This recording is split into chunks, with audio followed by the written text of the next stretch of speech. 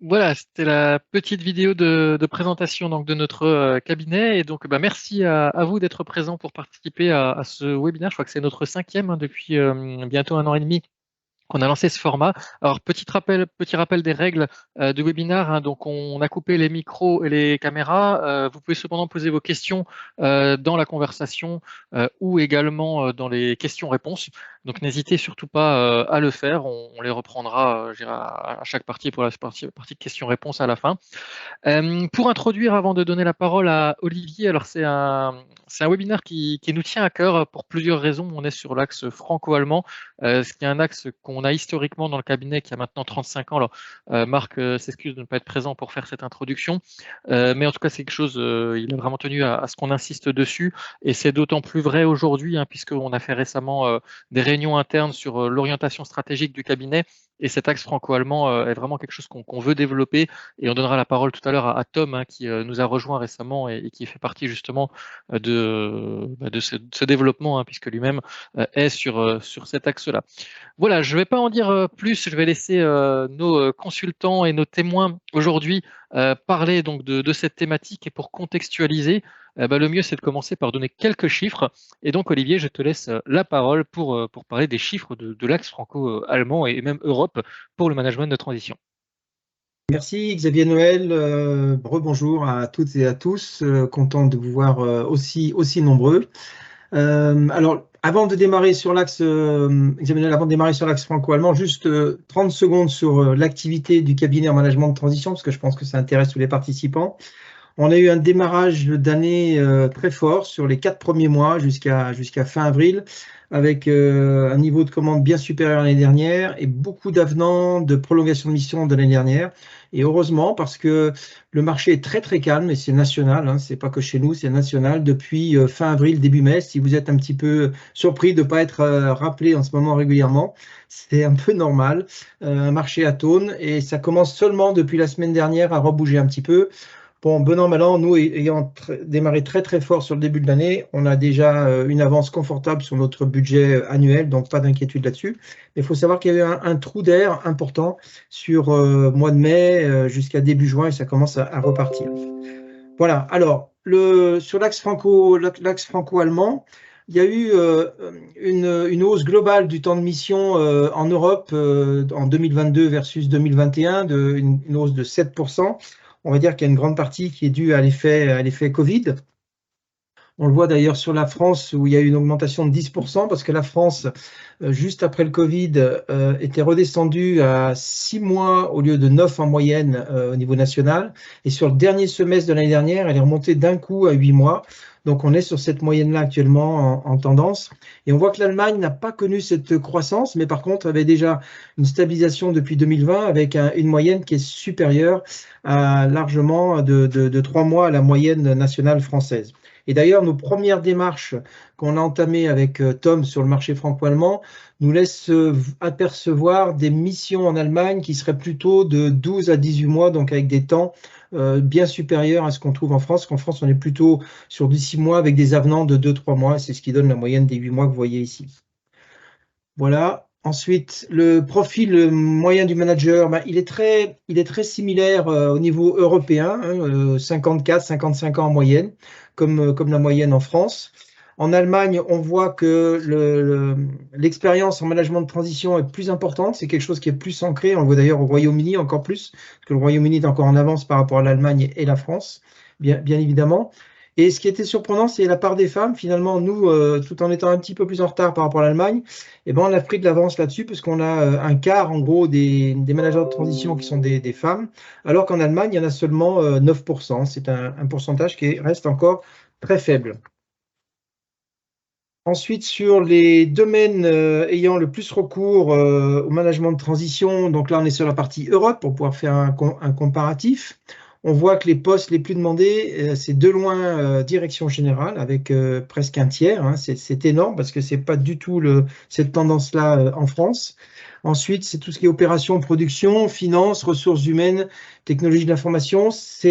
c'est presque comme la France. La France, c'est plutôt sur les trois premiers domaines, c'est ressources humaines, finances et opérations de production, avec des pourcentages qui varient un petit peu suivant les régions ou les tailles de cabinet, mais c'est les trois domaines. Voilà, la direction générale en France arrive plus bas. Mais si on passe à l'Allemagne maintenant, Xavier Noël, merci.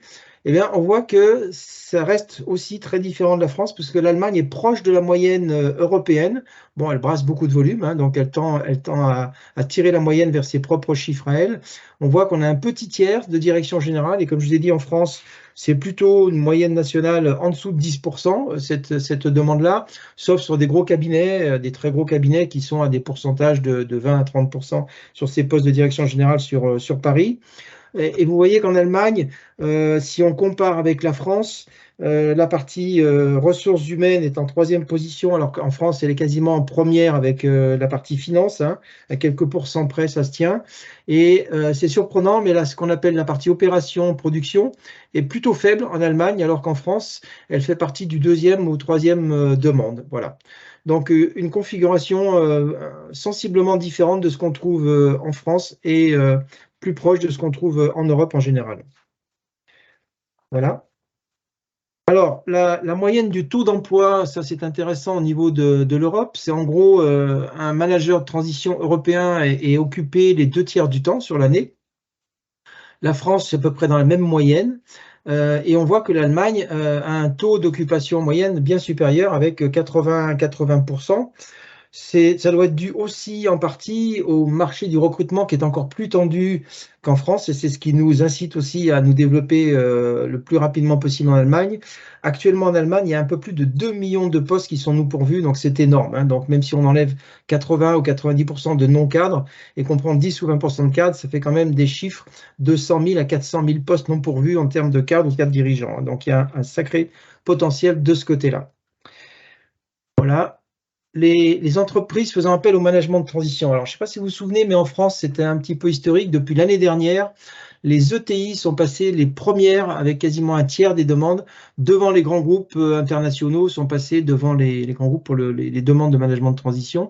Et vous voyez que ça représente au niveau européen les entreprises de plus de 500 salariés. Donc, bon, on sait qu'une ETI, ça démarre à 250, mais en gros, on est plein dans le schéma des ETI, c'est 40%, donc c'est énorme. Et la France, 50% aujourd'hui sur les plus de 500 salariés. Et en Allemagne, c'est 57%, ouais, avec tous les pays et les lenders et les sociétés réparties à droite, à gauche, beaucoup mieux qu'en France où tout se retrouve concentré sur l'Île-de-France. Voilà, c'était pour vous donner quelques chiffres avant de donner la parole à Wiebke et Tom qui sont là pour développer le marché franco-germanique sur les différentes activités du cabinet, donc le recrutement, la transition de carrière et le management de transition. Et aujourd'hui, ils vont faire un axe, se concentrer sur la partie management de transition pour vous parler de leur démarche. Je leur laisse la parole.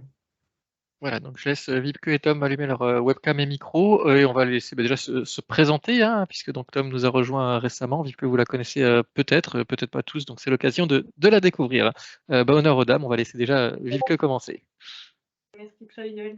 Donc, je m'appelle du coup Stelfeld. Comme vous pouvez certainement entendre, j'ai un petit accent allemand puisque je suis d'origine allemande. Et donc, aujourd'hui, je suis en poste chez Provolution depuis plus que 3 ans maintenant en tant que consultante sur l'axe franco-germanique, franco-allemand. Et justement, je suis spécialisée sur les recrutements nécessitant un profil bilingue, trilingue et biculturel, soit pour des entreprises françaises qui recrutent en Allemagne, soit pour des entreprises allemandes qui recrutent pour leurs filiales en France. Et donc aujourd'hui, ma spécialisation, c'est l'accompagnement et le conseil des clients tout au long du processus de recrutement et aussi de la mise en place et le développement d'une relation de confiance et aussi durable avec les clients, mais également avec les candidats tout au long du processus. Au niveau des clients, aujourd'hui que nous accompagnons sur l'axe franco-germanique, ce sont surtout les industries dans le domaine B2B, pour des profils très variés. Donc pour des profils de manager, de DAF, responsable de production, responsable d'achat par exemple, mais également des profils commerciaux ou également des profils techniques. Et voilà, je laisse la parole à Tom. Oui, donc bonsoir à tous. Alors moi je suis pas allemand, je suis français et donc je suis responsable du développement commercial donc en France et à l'international pour Proevolution. Et donc je disais je suis français, pour préciser je suis alsacien. Alors là, nous Alsaciens on va dire on a la chance d'être tombé on est comme les Gaulois un peu, on est tombé dans la potion magique quand on était petite. Cette potion magique, c'est quoi? C'est, on va dire, c'est l'alsacien qui nous permet d'apprendre plus facilement l'allemand. Donc, je suis tombé, on va dire, dans la culture franco-allemande assez jeune, en fait, hein. J'ai commencé à apprendre et à lire l'allemand très jeune parce qu'en fait, j'ai du côté de mon père des sœurs qui se sont mariées avec des Allemands. Donc, j'avais des cousins, cousines allemands, ce qui m'a obligé à, on va dire, à apprendre l'allemand dès le plus jeune âge. Quand j'étais adolescent aussi, comme on habite à 5 minutes de la frontière, j'ai fait du sport en Allemagne. Donc, je connais plutôt bien la mentalité et les habitudes allemandes. Sur les 10 dernières années, donc j'ai travaillé en Allemagne, donc avec des postes de responsable donc commercial, responsable de filiale aussi, ce qui fait que je connais très bien le milieu industriel en Allemagne en fait. Et donc là, donc ce soir, je vais vous parler un peu de l'approche qu'on a eue sur le marché franco-germanique. Alors très vite parce que le temps nous est compté. Voilà. Alors notre approche franco-germanique, qu'est-ce qu'on a fait? Ben, dans un premier temps, on est allé voir en Allemagne comment ça se passait. Alors Olivier vous a déjà donné des tendances et les chiffres du marché allemand. Donc on est allé voir effectivement comment était le marché de l'interim management, c'est comme ça qu'on l'appelle en Allemagne. Donc, on a regardé les tendances, quels étaient les acteurs clés. On a identifié aussi les concurrents en place, quelles étaient les entreprises qui pouvaient avoir besoin de nos services. Et puis aussi, on a identifié les opportunités pour positionner des nouveaux services. Voilà. Diapo suivante. Voilà. Alors, les motifs de recherche en Allemagne sont assez différents qu'en France. En France, par exemple, le premier motif pour prendre un manager de transition, on va dire, c'est essentiellement pour combler une vacance. En Allemagne, c'est assez différent parce que souvent, c'est pour un projet, en fait, hein, pour un nouveau projet ou pour du changement au sein de l'entreprise. Actuellement, beaucoup de projets en Allemagne concernent, par exemple, la transformation digitale. L'internationalisation aussi, alors c'est ce qui nous intéresse, par exemple, nous, Proevolution, sur le marché franco-allemand. Pourquoi? Parce qu'ils cherchent en fait des profils de managers donc, qui ont une expérience spécifique sur certains marchés, sur certains pays, et qui savent travailler aussi dans un environnement multiculturel. Donc ça, c'est quelque chose qui est important. En deuxième, ensuite, il y a la gestion de crise et de restructuration. Alors ça, c'était quelque chose, donc pour avoir participé à des réunions de managers en Allemagne d'intérim, c'est quelque chose qui s'était presque complètement arrêté durant le Covid. Pourquoi? Parce que durant le Covid et puis avec la crise, la guerre en Ukraine, les sociétés étaient dans une certaine incertitude. Et du coup, tout ce qui était délocalisation, restructuration, a été mis un peu en pause en fait, hein, ce qui fait qu'il n'y avait pas beaucoup d'opportunités de mission dans ces domaines-là. Et par contre, là, actuellement, ce qu'on m'a dit en Allemagne, c'est que les sociétés commencent à reprendre les projets qu'ils ont suspendus. Et donc, ça s'annonce plutôt très bien en Allemagne vers la fin d'année et puis vers l'année prochaine, sur tout ce qui est des missions de gestion de crise et de restructuration qui devraient reprendre de plus belle. Ensuite, on va dire les autres motifs pour lesquels on prend les managers, c'est des gestions de changement, optimisation des process pour combler les vacances comme en France, tout simplement un besoin de management supplémentaire, ou ça peut être aussi pour du business développement, où ils veulent lancer un nouveau produit, ils veulent lancer quelque chose de nouveau, et donc ils font pendant plusieurs mois, ils testent le marché avec des managers de transition qui ont une expérience sur ce marché. Voilà. Après, donc, concernant les attentes des entreprises allemandes en France par rapport aux managers de transition, c'est sensiblement les mêmes qu'en France en fait, hein. Donc, c'est-à-dire qu'est-ce qu'on attend d'eux? On attend d'eux qu'ils soient disponibles, donc et opérationnels rapidement, c'est-à-dire la formation en Allemagne en général ne doit pas dépasser une semaine. On attend que le manager vienne avec une expérience, qui maîtrise déjà les sujets clés. Ce qui est important aussi, c'est qu'il ait une expérience sectorielle. C'est-à-dire ils exigent des connaissances spécifiques dans le milieu de l'industrie, une connaissance de la réglementation. C'est vraiment ce qui est demandé en Allemagne, une connaissance sectorielle spécifiques. Ensuite, il faut qu'il ait une forte orientation aussi vers la concrétisation des objectifs, parce qu'à la fin de la mission, il est jugé sur ses objectifs. Donc, il a des objectifs qualitatifs et quantitatifs qu'il doit atteindre. Ce qu'on attend de lui aussi, c'est une expertise indépendante. En fait, on le sélectionne parce qu'il est neutre. Il n'est pas lié aux décisions qui ont été prises dans le passé, et il permet de porter un regard neuf et sans a priori sur la situation dans l'entreprise. Ce qu'on attend de lui aussi, c'est qu'avant la fin de la mission, qu'il a été capable de transférer son savoir-faire à la personne, en fait, au manager qui va reprendre son poste, ou quand il était là pour un projet spécifique, afin qu'il ait formé les personnes pour que ça puisse continuer une fois qu'il n'est plus là. Et ce qu'ils apprécient aussi, bien sûr, c'est que ils savent à l'avance quels seront les coûts. Et puis après, il n'y a pas de frais de résiliation, il n'y a pas de frais de licenciement, etc. Donc, c'est-à-dire que les coûts sont connus à l'avance, en fait. Voilà. Après, les secteurs clés. Quels sont les secteurs clés? Alors, dans l'ordre, en Allemagne, c'est tout ce qui est ingénierie mécanique.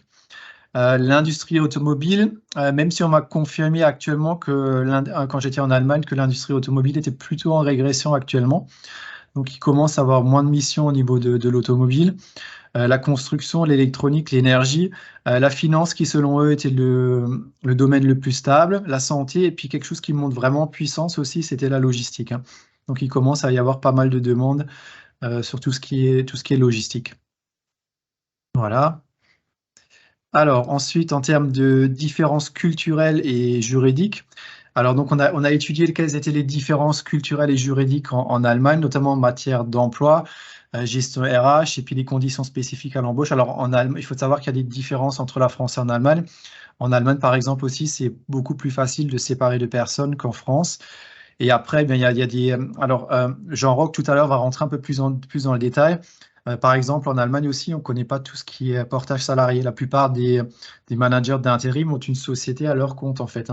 Et d'ailleurs, une des grosses problématiques pendant que j'étais aussi, en Allemagne, il y a un gros risque souvent à ce que les missions du manager soient requalifiées en CDI, en fait. C'est-à-dire qu'ils soient considérés par les institutions comme une mission factice. Et donc, c'est un vrai problème parce qu'en fait, ils cherchent absolument à éviter cette requalification en CDI en Allemagne. C'est-à-dire, par exemple, quand un manager de transition est au sein de la société, de préférence, il ne doit pas avoir un ordinateur de la société, il ne doit pas avoir un téléphone de la société, il ne doit pas avoir les mêmes avantages que les salariés. Parce qu'à partir du moment où il est traité comme un salarié, il y a pardon, il y a un gros risque de requalification, et c'est quelque chose auquel les intérim managers en Allemagne sont soumis et qui est assez difficile à gérer par eux, notamment par exemple pour la partie informatique. Quand vous allez dans une société, c'est difficile à cause de la sécurité informatique de venir avec son PC extérieur, de se connecter sur les réseaux, etc. Donc ils sont un peu obligés de jongler avec les deux. Donc en termes de... Là, à ce niveau-là, c'est plus compliqué qu'en France, où on passe souvent par des sociétés de portage, en fait. Voilà, diapo suivante. Alors, structuration, ce qu'on fait aussi, donc on est en train de structurer notre réseau professionnel, c'est-à-dire afin de se développer en Allemagne. Donc, on est en train de développer des collaborations avec des acteurs clés dans le domaine du RH, des consultants, des cabinets d'avocats, de comptables, des dirigeants.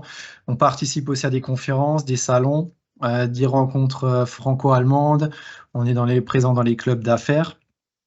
Voilà, puis après, on se connecte aussi à des réseaux professionnels spécialisés. Donc ça peut être intéressant, et je le fais aussi, notamment, ça va dépendre aussi des profils des managers qu'on a. Par exemple, si je vois qu'on a un manager qui est spécialisé dans un domaine bien précis, on peut aller prendre contact avec des réseaux professionnels spéciaux en Allemagne et leur dire, voilà, on a un profil qui peut être intéressant pour vous aussi. Voilà un petit peu ce qu'on fait. Après, une autre partie qu'on est en train de développer aussi, c'est le marketing digital. Notre but, c'est de réussir ce qu'on a fait en France, c'est-à-dire d'optimiser notre référencement. On est en train d'actualiser notre site en allemand. On va mettre en place aussi des publicités. On va aussi être très actif sur les réseaux sociaux comme LinkedIn, Xing. On va faire des newsletters, on va faire des webinars comme ce qu'on fait en France. Donc, voilà ce qu'on développe sur cette partie franco-allemande. Et du coup, je vais laisser la parole à Bruno Faveletto qui va nous fournir son témoignage. Alors juste en intermédiaire, donc déjà, merci beaucoup, déjà bienvenue officiellement devant tout le monde à Tom, hein. Donc avant de laisser la parole à Bruno, je crois que Olivier voulait aussi compléter. Oui, juste une petite précision en 30 secondes. Notre force aujourd'hui et notre différenciation par rapport aux autres cabinets en France et particulièrement les cabinets parisiens, on a une communauté de managers de transition on a passé la barre des 1250 managers la semaine dernière, donc on a quand même bien avancé en 2 ans et demi. Et sur ces 1250 managers, bon, on en a à peu près un peu plus d'un tiers qui sont du Grand Est. On en a 80-90% qui parlent anglais couramment, ce qui est classique. Mais par contre, on en a un tiers, on a à peu près 300 managers qui parlent couramment allemand. Et c'est là notre force par rapport aux autres cabinets, c'est qu'on va pouvoir proposer sur un marché qui est saturé, qui n'a plus de candidats, aussi bien pour le recrutement que pour le management de transition, des managers, vous-même, qui sont inscrits dans notre communauté de managers de transition, qui parlent allemand et en général qui parlent anglais aussi, et qui vont pouvoir se positionner sur le marché pour des missions de 6 ou 9 ou 12 mois, voire plus, comme je vous ai dit là-bas. Et ça, c'est un avantage qu'on va mettre en avant avec Tom au niveau du marché. Voilà. Merci. Tout à fait. Je te laisse la parole, Bruno. Ok, bonsoir à tous. Vous pouvez passer la première slide. Je vais témoigner sur une mission qui avait un contexte allemand assez important, même si ce n'était pas exclusif.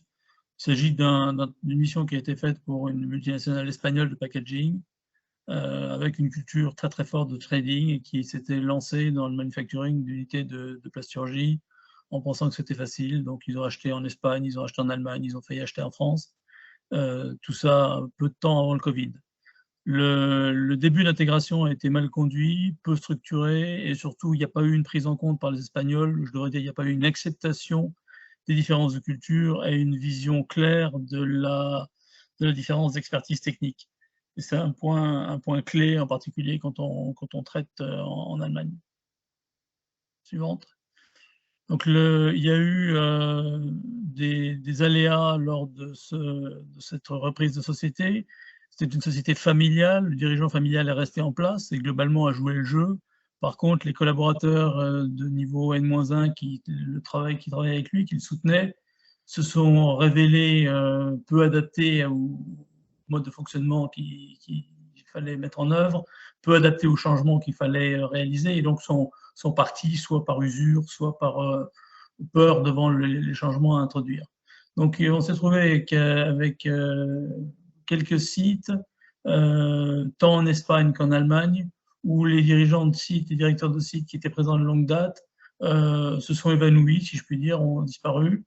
Il a fallu mettre en place dans l'urgence des solutions de remplacement, et qui ont été, pour un cas en Espagne, qui ont été relativement satisfaisantes, je dis bien relativement, pour d'autres cas, en particulier pour une des PME familiales allemandes, qui sont avérées inadéquates, pour les raisons que je vais indiquer, pour des raisons essentiellement culturelles, pas tant d'expertise, mais plus des raisons culturelles, j'ai envie de dire germano-allemandes.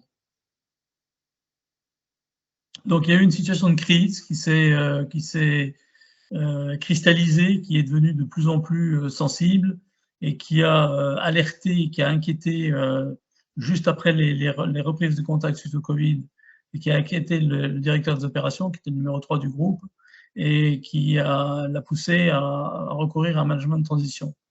Il a, dans un premier temps, pris un manager de transition allemand proposé par un cabinet de chasse classique, sans expérience directe de management de transition ou d'intérim management, comme peuvent l'avoir Olivier et Tom. Et ça a été de mal en pis. En fait, on est arrivé à une situation de blocage, avec des équipes qui étaient totalement désorientées et un management décrédibilisé. Il y avait déjà un problème de silo, un problème de rigidité dans le fonctionnement, et ce monsieur n'a fait que l'accroître. Donc, ça aboutit aussi à des divergences croissantes avec le siège espagnol, du fait des codes culturels, du fait des niveaux d'expertise différents. Donc, au lieu de jouer un rôle de passerelle, un rôle de catalyseur de changement, d'acceptation des deux côtés, ça aboutit à une cristallisation des positions et une situation encore plus difficile, ce qui était critique dans la mesure où ça aboutit à des difficultés dans la réalisation des investissements industriels importants qui étaient planifiés pour un très très gros client dans le domaine de la cosmétique. Et c'est devenu un enjeu majeur. À la suite de cela, le client a contacté un des confrères de Proevolution et qui a recherché quelqu'un ayant non seulement une expertise allemande, mais ayant une expertise multiculturelle et européenne. J'ai travaillé dans 4 pays différents, je négocie en 4 langues, j'en comprends 2 autres. Et le fait, cet élément-là est un élément extrêmement important parce que ça a rassuré les différents côtés. Dans un premier temps, le donneur d'ordre, qui était un Français, puis les Espagnols, puis après les Allemands. Et par contre, la manière de le faire, là, est importante. C'est là-dessus que je vais un petit peu insister. Slide suivante. Donc, les difficultés accrues par la forte croissance des volumes, je l'ai mentionné. Quand je mentionne une forte croissance des volumes, c'est doublement du chiffre d'affaires en 2 ans et demi, 3 ans. Il y avait des choses qui étaient totalement inacceptables. Par exemple, cette forte croissance a été signée avec force célébration. Par contre, l'impact sur la trésorerie n'a pas été anticipé de manière satisfaisante. C'était, j'ai envie de dire, c'était dans le meilleur des cas amusant, rigolo, de voir la manière dont ça avait été fait, mais on passait à côté des rails et on allait directement dans le mur. Il y a eu des facteurs exogènes, bien sûr, les augmentations de coûts de production, comme partout, la complexification de la supply chain. Je pense que c'est ce dont Tom parlait quand il parlait de l'importance de la logistique. Et il y a effectivement en Allemagne à l'heure actuelle une remise à plat des problématiques de supply chain et de logistique, mais qui est difficile à traiter du fait de la pénurie de personnes spécialisées dans le domaine. Sans parler de difficultés de recrutement, elles ont également été évoquées. Alors, les éléments importants pour facteur clé de succès pour une mission de transition en Allemagne. Alors, vous allez me dire, ce n'est pas uniquement le cas en Allemagne, mais c'est vraiment des éléments qui sont absolument cruciaux. Le premier élément, c'est le fait d'avoir une expérience réelle de travail, de négociation, de direction avec des entreprises allemandes et en Allemagne. Pour moi, un des éléments clés qui a joué en ma faveur et qui a permis d'asseoir rapidement une crédibilité, c'était le fait que j'ai travaillé physiquement en Allemagne pendant plus de 5 ans, et j'ai été dans l'équipe de direction d'une PME allemande, d'une PME familiale allemande. Donc, je suis un peu comme Tom, j'en connaissais à la fois les codes, tous les travers et tous les côtés positifs. Donc, l'autre élément important, c'est un alignement immédiat sur les codes culturels locaux. C'est-à-dire qu'à partir du moment où vos collaborateurs commencent à vous percevoir comme étant un peu extérieur, français, un peu ceci, un peu cela, ça rend la tâche beaucoup, beaucoup plus difficile. Pour illustrer ça, j'étais systématiquement en avance de 5 minutes à toutes les réunions qui avaient lieu. Et c'est devenu un sujet de plaisanterie entre nous. Au bout de 3 mois, 2 mois et demi, 3 mois, ils se moquaient de moi et ils se moquaient d'eux-mêmes en disant, mes collaborateurs directs, en disant, bon, c'est encore l'Alsacien qui est en avance, il faut qu'on fasse des progrès, on a des choses à faire. C'est anecdotique, mais ça joue un rôle extrêmement important dans la perception et dans le développement d'une situation de confiance. Donc, quand je parle de codes culturels locaux, il y a la ponctualité, il y a l'écoute. Contrairement à d'autres pays, on ne peut pas se permettre d'interrompre les gens à tort et à travers, simplement pour faire avancer les arguments plus vite. Il faut être patient et c'est des éléments qui sont importants. Le fait d'imposer des comptes rendus, alors ça, c'est pas tellement allemand, c'est plutôt américain, mais le fait de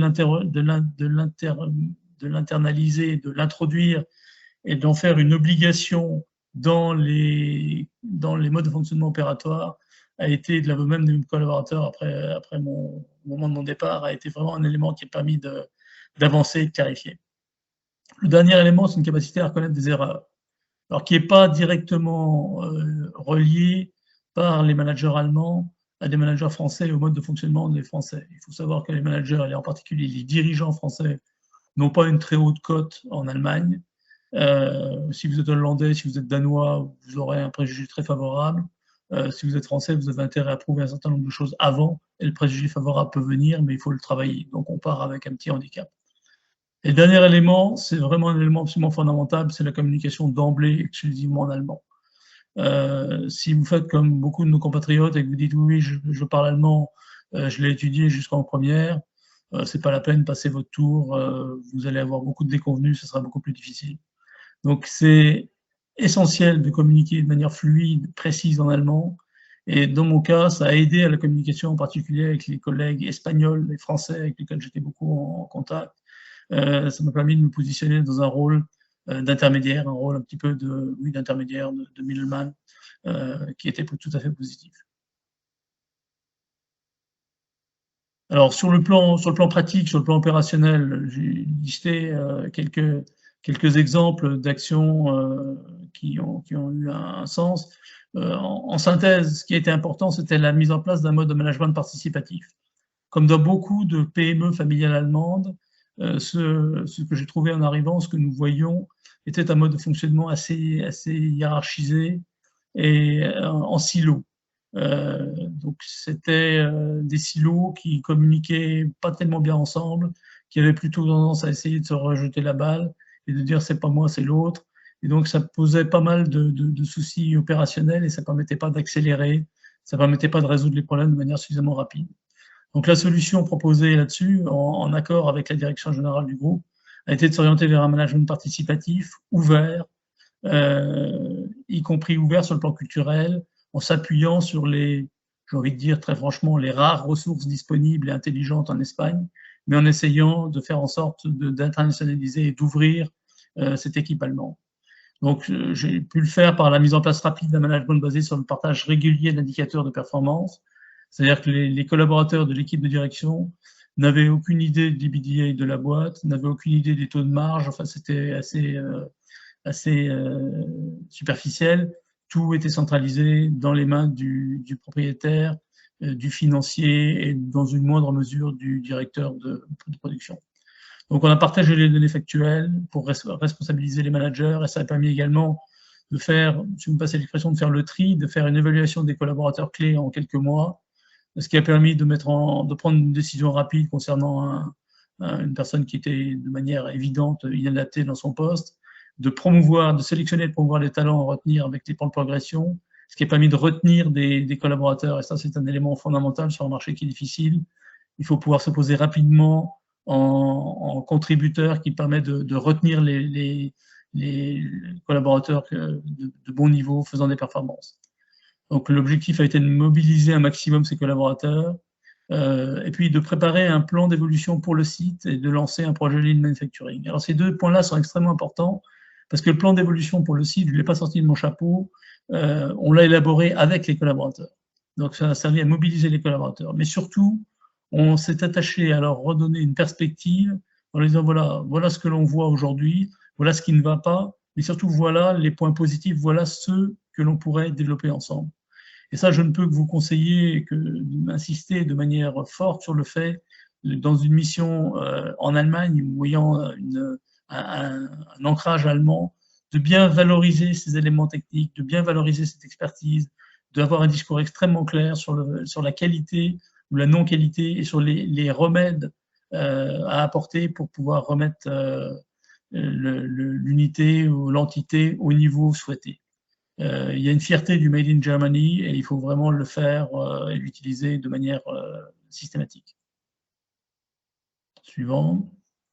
Oui, donc en synthèse, hein, simplement verbatim, je me suis positionné, comme je le disais, non pas uniquement comme un patron d'opération d'un site, mais aussi comme le défenseur des intérêts et du potentiel de ce site, y compris par rapport au site espagnol ou à d'autres activités en France. Je l'ai fait de manière tout à fait claire et honnête, neutre, comme disait Tom ou Olivier, parce que j'étais intimement convaincu qu'il y avait sur ce site de plasturgie un vrai savoir-faire et une expertise qui n'existait pas dans le reste du groupe. Et une fois que je me suis forgé cette opinion, je l'ai partagée, je l'ai documentée, je l'ai partagée avec les collaborateurs allemands et avec les autres collaborateurs. Ça n'a pas été bien reçu du côté espagnol, mais du côté allemand, ça a été pris de manière positive et ça a permis de créer une perspective et de bâtir une posture non seulement pour un dirigeant, mais pour l'ensemble de l'équipe, à la fois exigeante, multiculturelle, avec une ouverture beaucoup plus forte des Allemands à ce qui venait des Espagnols, tout en étant lucide sur ce qui ne marchait pas, mais sur ce qui marchait. Et c'est ce qui a favorisé la réussite de la mission.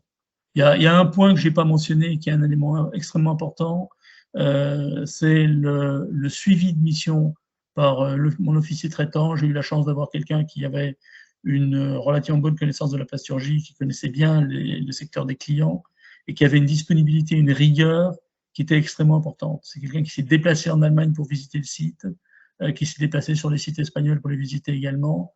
Donc c'est une qualité de suivi qui est importante. Mais des discussions que j'ai eues avec Tom Glady, je suis sûr qu'il fait exactement la même chose. Donc je le mentionne pour être complet, c'est pas un élément spécifique à une mission. Voilà, j'en ai fini. Merci beaucoup Bruno pour ce beau témoignage, partage d'expérience qui j'espère vous donne envie pour ceux qui ne le font pas déjà de faire des missions sur l'axe franco-allemand. Alors après vous allez vous poser la question, oui mais ok mais comment on a parlé de créer, de se mettre à son compte, que le portage c'était difficile? Eh bien peut-être pas forcément puisque justement Jean-Roch va nous parler des solutions de portage qui peuvent être adaptées à l'Allemagne. Donc justement Jean-Roch, je vous laisse poursuivre. Schönen guten Abend. Merci tout d'abord à Marc, Olivier, Xavier Noël, Wiebke et Tom pour leur accueil et notre partenariat. Et puis j'en profite aussi pour saluer mon ami Bruno, puisqu'on est membre du même réseau Oudino et particulièrement de la commission Franco d'Art. Donc je vais vous parler du partage salarial en Allemagne, sachant que justement, si on peut passer les autres slides, s'il vous plaît, voilà. Donc l'ambition de Scalis, d'une manière générale, on a une filiale en Allemagne, Scalis Deutschland, que j'ai ouverte en 2020. Je vous en parlerai juste après. L'ambition de Scalis, c'est de développer la mobilité européenne, justement, des managers de transition. On peut passer sur la prochaine slide, parce que je sais que j'ai que 5 minutes. Voilà, c'est le cœur du système. Donc, le portage salarial n'existe pas en Allemagne, juridiquement parlant. Et l'idée d'un des dirigeants de Scalis, Gilles Poli, pour ne pas le nommer, il m'a dit bah, tu parles allemand, tu as bossé en Allemagne, c'est mon cas, hein, j'ai travaillé aussi comme Bruno 5 ans au global en Allemagne, enfin en Bavière exactement, c'est pas tout à fait la même chose. Il me dit bah, pourquoi on ne ferait pas du portage salarial en Allemagne? Donc on a étudié le marché, etc. Et on a pris attache avec une avocate allemande en droit social pour faire en fin de compte transposer avec le droit social allemand le modèle du portage qui est devant vous. Donc vous êtes là consultant, manager de transition, vous avez une mission en tant que telle et grâce à ProEvolution, un autre partenaire, et donc c'est ProEvolution qui viendra vers nous en disant bah, quelle est la solution la meilleure pour cette mission-là. Soit vous avez un intérêt à rester pour des raisons, je ne sais pas moi, qui peuvent être fiscales, sociales aussi, ça peut être aussi intéressant d'être salarié de droit allemand. Et dans ces cas-là, nous, on passera un contrat avec ProEvolution qui correspond à ce qu'on appelle le contrat de service, qui correspond à votre mission. On reviendra un peu plus en détail sur les éléments qui sont dedans. Et puis, en miroir, nous allons faire un contrat de travail pour la durée de votre mission. Alors, comme le contrat de travail, enfin, le portage salarial n'existe pas en Allemagne, aujourd'hui, c'est très clairement, on est une société de service, en fin de compte. On emploie le temps de la mission. La mission, elle peut aller jusqu'à 18 mois, en fin de compte, et après, on est dans la zone grise. Donc, nous, on est plutôt pour alors, on reste dans le droit allemand. Hein. Pourquoi? Parce que, comme l'a dit tout à l'heure Tom, en fin de compte, il y a des risques de requalification qui sont importants. Et notamment, on le voit, nous, dans des grandes entreprises et des grands groupes allemands, où les managers de transition, même s'ils ont leur société parfois, mais surtout ceux qui sont en Einzelunternehmer, donc l'équivalent de la micro-entreprise, sont requalifiés parce que les organismes de retraite se disent mais non, c'est pas un indépendant pour les raisons notamment, hein, il a fait son indice qu'a évoqué Tom tout à l'heure. Et dans ces cas-là, le risque, justement, c'est de se retrouver à requalifier. Pourquoi? Parce que ces organismes cherchent à recouvrer, en fin de compte, les cotisations retraite. Et donc, nous, on n'a aucun risque avec notre modèle de requalification en tant que tel. Et ce risque s'appelle le Scheinselbstständigkeit, donc du faux travailleur indépendant, qui est un délit qui n'existe pas dans les autres pays européens. C'est typiquement pour l'Allemagne. Donc, c'est moi qui fais les contrats de travail et les contrats de service, et en cas d'urgence, on peut les faire en 24 heures ou voilà, habituellement en 48 heures. La prochaine slide, s'il vous plaît. Donc, les avantages du portage salarial, c'est que vous savez d'ailleurs un salaire plus élevé, et j'y reviendrai sur la slide après, qu'un consultant employé dans une société de conseil, voilà, un contrat standard. Les frais de mission et de prospection, ça c'est intéressant justement parce que vous pouvez aussi avoir des frais liés à votre mission directement avec des frais qui ne sont pas remboursés par ProEvolution en regard de ce qu'il a négocié avec le client final. Ou alors, vous pouvez aussi, pendant votre temps de mission, avoir des frais de prospection pour une autre mission à venir, etc. Donc, vous pouvez les faire passer selon la politique fiscale allemande. Hein, on applique tout à fait, notamment les barèmes kilométriques, si vous avez une voiture, des choses comme ça, 20% des frais téléphoniques. Enfin bon, on a un mémo là-dessus, très très clair. Et puis, vous êtes donc considéré, et c'est un contrat de travail standard, hein, comme un employé en matière classique, en matière de sécurité sociale, pour l'assurance maladie, la retraite et le chômage. Et donc, vous avez le choix de votre caisse d'assurance maladie, et comme je pense que la plupart le savent, c'est la particularité allemande de concurrence entre les caisses publiques et privées. Donc, ça vous donne aussi, bien sûr, en fin de mission, le droit au chômage en Allemagne, ou alors le faire valoir en France après. Mais donc, vous êtes complètement couvert, comme le portage salarial en France aujourd'hui. Et puis, l'avantage aussi, c'est que nous, on fait l'avance de salaire. L'avance de salaire, on n'attend pas qu'on soit payé par Proévolution, de même que Proévolution peut attendre le paiement de son client, on fait l'avance de salaire en tant que tel. Donc ça aussi, ça vous permet une garantie de paiement de votre salaire et une sécurité importante. Donc vous avez le choix, soit un contrat de droit local avec les avantages aussi en termes de retraite. Moi, j'ai des consultants, des managers de transition qui ont déjà travaillé en Allemagne et qui, pour des raisons de retraite, se disent bah tiens, moi je préfère avoir une partie de ma retraite qui soit faite en Allemagne plutôt qu'en France, et qui se disent bah je vais prendre aussi un portage local. On peut imaginer aussi détachement complet. On peut passer sur la slide suivante, s'il vous plaît. Là, c'est un exemple de salaire et c'est un cas concret. C'est un manager de transition de 48 ans qui faisait une mission pour une société française en développement commercial en Allemagne et qui était sous le statut de Einzelunternehmer et pour 10 000 € de chiffre d'affaires par mois, hors variable.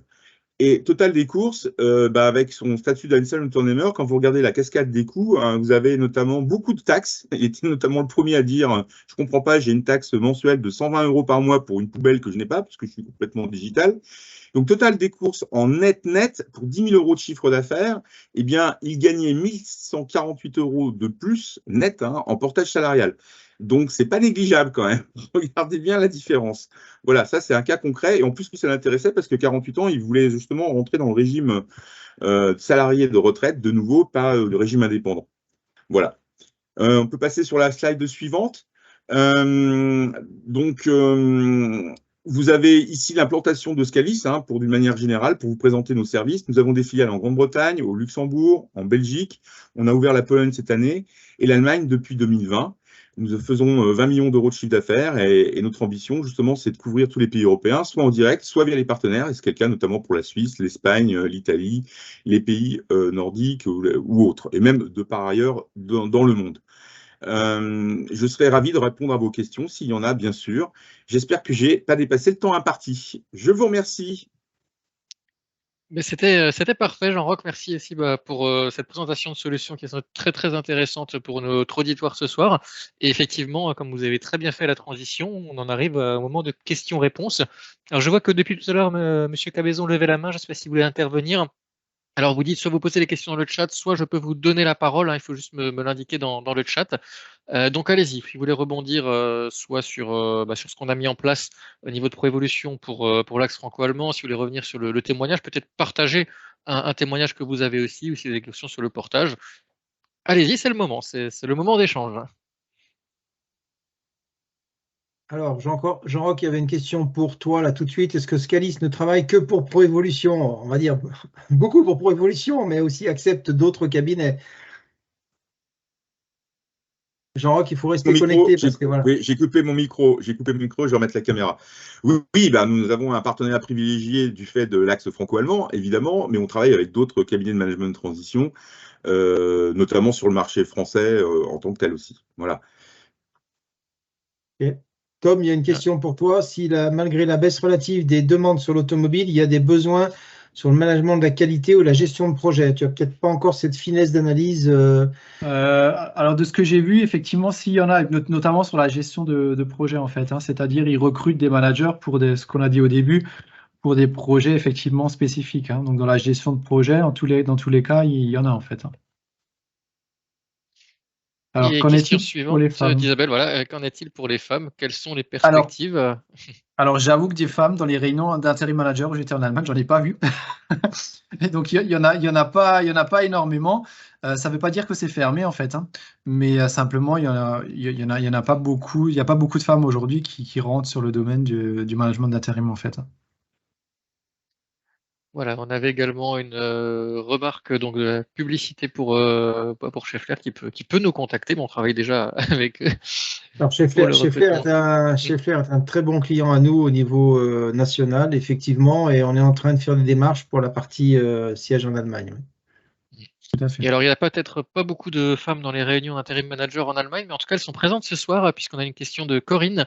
Merci, donc qui nous remercie, merci également, qui demande donc de parler de la dynamique de marché pour les sociétés allemandes qui cherchent des managers de transition au fait de la culture allemande et parlant allemand pour des missions en France. Donc là, c'est-à-dire un peu l'inverse de ce qu'on a présenté. Est-ce que vous avez des éléments de réponse, peut-être Olivier ou Tom?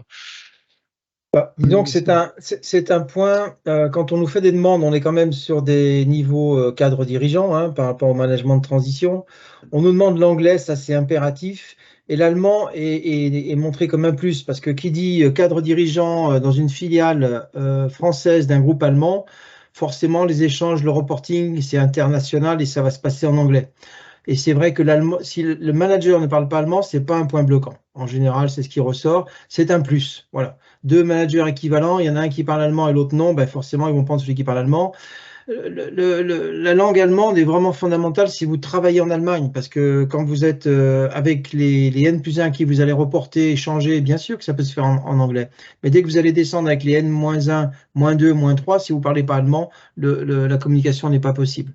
Donc voilà, côté France, ce n'est pas un point bloquant, côté Allemagne, c'est un point bloquant, bien évidemment. Est-ce qu'il y avait d'autres questions? Est-ce qu'on a bien répondu à la question? N'hésitez pas aussi à nous faire préciser si jamais. N'hésitez pas à lever la main si vous voulez qu'on vous donne le micro, hein, parce qu'on on est une quarantaine, donc on n'est pas nombreux. On peut très bien faire des échanges directs verbaux. Hein. Si vous levez la main, Xavier Noël, ce sera un plaisir de vous donner la main. Voilà. Alors, en attendant les prochaines questions, je passe tout de suite à la dernière slide. Quelqu'un qui lève la main. Ça y est, quelqu'un qui lève la main. Hop, je vais le faire. Le temps que je le retrouve dans la liste, c'est Madame Hoff. Voilà, Alors, voilà, vous avez aussi les droits. Vos caméras, parce que c'est bien aussi pour nous de voir vos réactions et d'avoir une interaction avec vous. Très bien. Mais il fallait déjà que je donne la main. Alors, bonjour Corinne. Bonsoir à tout le monde, merci Bonjour. beaucoup. Donc moi j'ai travaillé 6 ans en Allemagne en fait et 3 ans en Suisse allemande. Je parle très bien allemand et je connais bien la culture.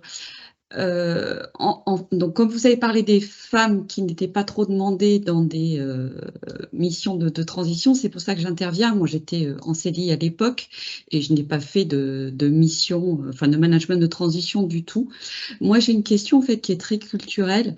Moi à l'époque dans les années 90, déjà les Allemands étaient très francophiles. Donc, il y avait plutôt, enfin, ils étaient positifs sur des managers, on va dire, français. C'est pas quelque chose qui est ressorti dans la présentation. Et l'autre chose, on a parlé d'organisation en silo très hiérarchisée. Moi, à l'époque, effectivement, c'était Madame le docteur, Monsieur le docteur, docteur. J'aimerais bien savoir aujourd'hui si on est passé puisqu'on a parlé de management collaboratif, peut-être plus à l'américaine, si on est passé, comme ça se fait beaucoup dans les organisations multiculturelles, à l'utilisation du prénom, du tutoiement, à un peu les Allemands qui se sont inspirés de ce qui se fait ailleurs et surtout venant des États-Unis. Voilà. Alors, je peux répondre avant, peut-être simplement sur mon expérience personnelle, parce que j'ai travaillé pendant 15 ans dans des groupes allemands. Je ne parle pas allemand, je parle anglais couramment, mais je ne parle pas allemand. Et c'est vrai qu'autant chez Siemens que chez Ager, ce qu'on dit qu'Ager, c'est français, mais c'est plutôt franco-allemand, côté allemand que français. C'est beaucoup plus ouvert. Alors, côté Siemens, c'est très, très ouvert de ce côté-là, à l'américaine, ça c'est clair.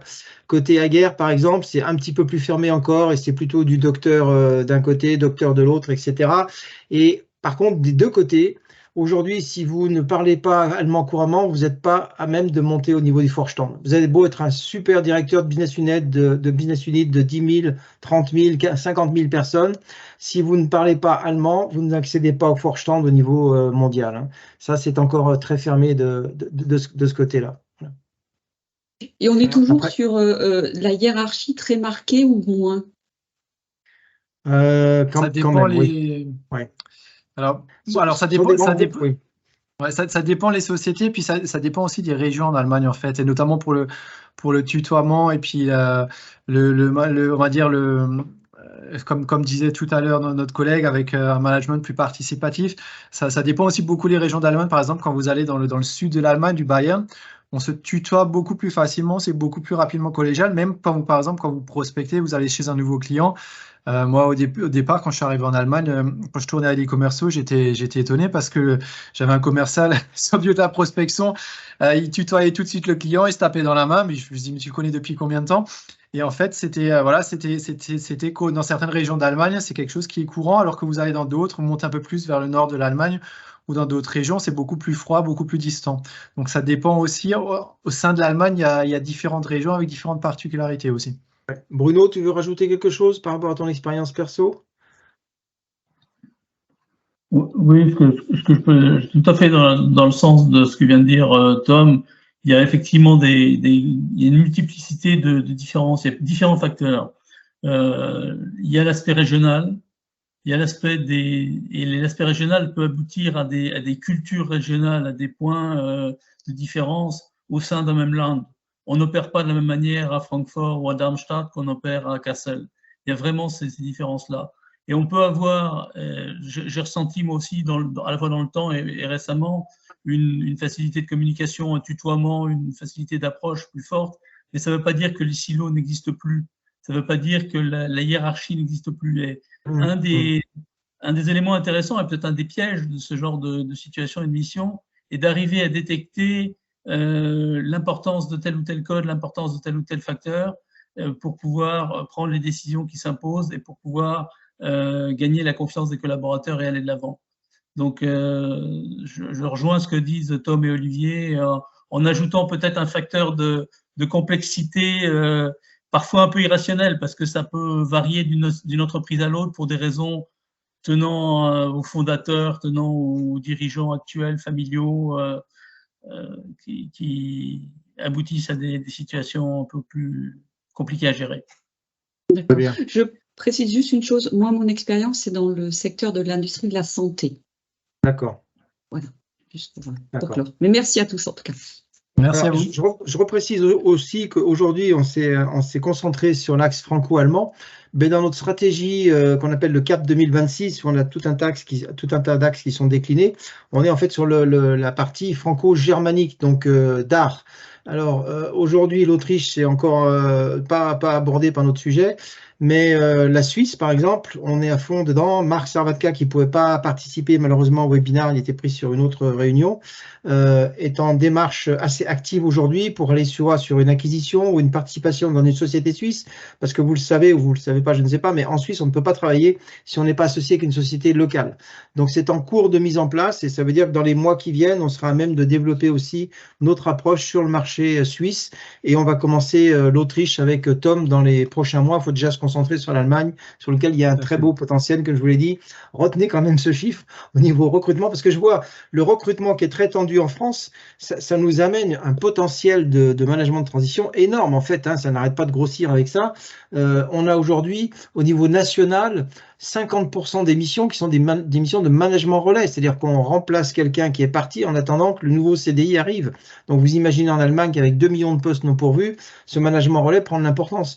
Et moi j'ai fait des statistiques, alors on n'a que 2 ans et demi de recul, mais comme je vous l'ai dit, on a une communauté de plus de 1200 personnes, on s'est quand même très bien avancé, on a un chiffre d'affaires qui a vraiment explosé en l'espace de 2 ans et demi. Eh bien, on a je ne sais plus ce que je voulais dire, du coup, je suis parti avec cette parenthèse. Ben, j'ai oublié ce que je voulais dire, bah zut, ça m'arrive, désolé. Dans les questions, alors j'ai vu qu'il y en a qui ont été répondues à l'écrit. On parlait des opportunités pour les femmes, ça j'ai vu que ça a été répondu. Et on demandait donc s'il y a des demandes de managers germanophones avec une expérience importante aux États-Unis. J'imagine que ça dépend des sociétés. Peut-être que Tom ou Olivier veulent compléter. Pardon, j'ai pas entendu Xavier là. Il demande s'il y a une demande pour les managers germanophones avec une expérience importante aux États-Unis. Donc actuellement, on n'en a pas eu sur ce cas précis, on n'en a pas eu. Mais ça peut venir de groupe. Voilà. Autant on a beaucoup de managers qui parlent allemand aujourd'hui, proportionnellement, autant des expériences venant des États-Unis, c'est pas encore très fourni au niveau de notre communauté. Hein. Oui, alors il y en a des fois en Allemagne avec des exponents de l'allemand et puis une expérience au niveau des États-Unis, notamment souvent dans le domaine par exemple des RH ou des finances, ou quand ils travaillent avec des groupes américains en fait. Hein. Et là, il peut arriver effectivement qu'on demande dans ces domaines-là une expérience avec les États-Unis en fait. Ouais. J'ai retrouvé ce que je voulais dire. C'est que comme on est non pas un pure player, mais un cabinet qui approche à la fois le recrutement qui est historique, au niveau du cabinet depuis 35 ans, il faut savoir quand même qu'on est classé parmi les 50 premiers au niveau national par les Échos depuis plusieurs années en cabinet de chasse exécutive. Et ben ça nous apporte un pourcentage même supérieur à la moyenne nationale, parce qu'on est à plus de 50%, largement, on est à 60-65% de management relais. Parce que comme les recrutements, ça coince, ça prend 6 mois à 9 mois avec les tensions sur le marché, eh bien, on a la possibilité de faire double mission, une mission de management de transition où nous, on s'engage en moins d'une semaine à présenter une première candidature et où le recrutement, lui, fonctionne sur 6 mois, voire 9 mois et on tient le poste pendant ce temps-là. Donc, le management relais est très, très important et forcément, avec les tensions sur le marché du recrutement en Allemagne, il est aussi très important de ce côté-là. On nous demande, alors question pour Provision et pour Scalis, si les demandes étaient plus sur des sites en France ou en Allemagne. Pour Proevolution, on va peut-être laisser Tom ou Olivier répondre, et puis Jean-Roch pour Scalis. On va dire actuellement, on se développe, on commence sur le marché allemand. Donc pour l'instant, nos demandes en France sont encore plus importantes parce qu'historiquement, on est une société française et ça fait déjà un petit moment maintenant qu'on fait du management de transition en France. Donc actuellement, on a plus de missions en France qu'en Allemagne. Et par contre, on va en avoir de plus en plus en Allemagne dans les mois et les années à venir, en fait. Après, pour Scalis, là, je laisse Jean-Roch répondre. Jean-Roch, si tu veux répondre. Je remets ma caméra. Merci. Moi, j'allais dire que c'est moitié-moitié en tant que tel, parce que quand je dis moitié, la demande, soit elle vient des entreprises, pas forcément non plus allemandes, qui peuvent être étrangères en disant moi, j'ai un manager de transition en Allemagne de telle ou telle nationalité qui n'est pas forcément allemand en tant que tel non plus, sur l'Allemagne. Et on peut avoir aussi des besoins de consultants. Moi, on a fait aussi du portage dans le sens inverse, via l'Allemagne, parce que d'Allemands qui faisaient des missions, notamment en communication, avec des sociétés françaises. Donc c'est dans les deux sens en fin de compte. Et sachant que nous, on a débuté l'activité en juillet 2020 en Allemagne, en beau milieu entre deux confinements. Donc on est parti de zéro. Et aujourd'hui, on fait un peu plus à peu près 1,5 million de chiffre d'affaires sur l'Allemagne. Donc on s'est développé. Mais la vraie question, c'est l'acculturation des entreprises allemandes au modèle de portage salarial, puisqu'il n'y a pas de cadre légal. Ils n'ont qu'une référence en tête, c'est soit le contrat de travail, soit l'AUG, j'en ai pas parlé tout à l'heure, qui est l'Arbeitnehmerüberlassung, donc une autorisation pour du prêt de main-d'œuvre, mais ça ne marche pas du tout pour des. C'est une solution très contraignante juridiquement. On l'a essayé pendant 1 an, on a abandonné. En fin de compte, ça ne permet pas de faire de la sous-traitance, par exemple. C'est-à-dire que on a un client qui est Proevolution, qui a lui-même un client, ça, c'est pas possible. En plus, c'est un cadre qui doit justement, et comme en faisait allusion, l'AUG, les contrats de travail du type AUG, il faut aussi que ce soit un salaire fixe. Donc, quand vous êtes en régie, ça ne marche pas non plus. Donc, pour toutes ces raisons-là, ce n'est pas adapté aux managers de transition. Donc, la question pour nous, c'est plutôt de dire en quoi le modèle innovant, qui est toujours dans un cadre légal, au moins pour des missions à 18 mois, est une solution de flexibilité pour les entreprises, sachant que le droit du travail est très conservateur, notamment sur les horaires, etc. Alors, je continue la question parce qu'on a encore 3 et on est un peu en train d'exploser le timing. On nous demande la différence de rémunération entre la France et l'Allemagne sur le management de transition. Est-ce que vous avez du recul, soit Olivier qui a fait les chiffres, soit Tom qui connaît bien, ou peut-être Jean-Roch dans ce qu'il voit passer dans les fiches. Peut-être Jean-Roch a plus de recul là-dessus, entre la France et l'Allemagne. Ça dépend aussi des missions. Moi, j'ai pas de directeur généraux, j'en ai eu un, mais en management de transition sur l'Allemagne, donc j'ai beaucoup plus des fonctions commerciales, communication, système d'information. Là, les TJM sur les systèmes d'information sont plus intéressants en Allemagne qu'en France, très largement. Il y a une telle tension sur le marché. De ce que j'ai vu aussi, les TJM sont un peu plus hauts en Allemagne. Ils sont plus hauts en Allemagne, tout à fait. Ouais. Sont plus hauts en Allemagne. Ça, c'est d'une manière générale, et particulièrement pour les systèmes d'information, C'est ça. Alors, autre domaine, la R&D est-elle toujours une niche sur le marché, et notamment en Allemagne? Je sais pas que vous avez... de développement, oui. C'est bien, réponse courte. Et dernière question, et on va passer à la suite de l'agenda des prochains webinaires. Donc, l'Allemagne connaît un nouveau développement dans les énergies renouvelables. Qu'en est-il s'agissant du management de transition? Eh bien, j'ai justement sur les très peu de missions pour là, puisqu'on démarre depuis quelques mois, j'en ai eu une grosse mission qui était pour une demande de directeur de business développement sur le photovoltaïque en Allemagne. Voilà. Donc, c'est quelque chose qui est demandé. Il y a un fort potentiel, effectivement. Et côté business développement, il y a du potentiel. Voilà. Et j'ai envie de dire en France également, hein, puisque pour le coup, ça concerne tous les pays. Voilà, bah, merci à tous pour votre participation. Vous êtes quasiment tous restés jusqu'au bout, donc merci. Alors, il nous reste à vous souhaiter des bonnes vacances. On est, on peut dire qu'on est en juillet, quasiment. On voulait remercier bien sûr Bruno et Jean-Roch d'avoir participé à cette session. Et on voulait aussi vous donner rendez-vous après les vacances, puisque donc on organise. Alors là, c'est vraiment pour les personnes qui sont inscrites. Donc, si vous n'êtes pas inscrit dans le comité de manager de transition, on vous invite à le faire, puisque le 12 septembre, on vous propose un format. Donc, on a lancé là, il y a peu les rendez-vous de la communauté des managers Pro Évolution, où donc Michel Klingler, notre responsable du département en transition de carrière et conseil, va parler de résilience. Donc, c'est plus un format formation, transmission que vraiment webinar, puisque webinar, en l'occurrence, on reprendra le 26 octobre. On n'a pas encore défini le thème. On vous le communiquera bien sûr par mail et sur nos différents réseaux sociaux. Merci à tous. Très bonnes vacances. Oui. Est-ce que tu peux recommuniquer le lien parce qu'il y a une question sur le lien, où est-ce qu'on s'inscrit? Peut-être que tu peux remettre dans les commentaires le lien de l'inscription. Oui, je vais effectivement, alors vous le trouvez sur le site internet Provolution, mais effectivement, merci de m'avoir interrompu. J'allais conclure brutalement. Donc je vous envoie le lien dans le chat. Sur le site, dans la partie candidat et la partie manager de transition, hein, vous avez accès direct. Oui, mais j'envoie le lien, ce sera encore plus direct. Voilà, je viens de le mettre dans le chat.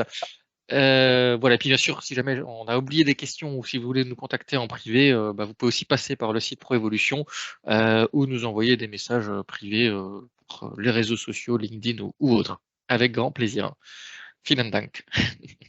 Bonne soirée, puis bonnes vacances à tous et à toutes. Bonnes vacances aussi. Merci à tous.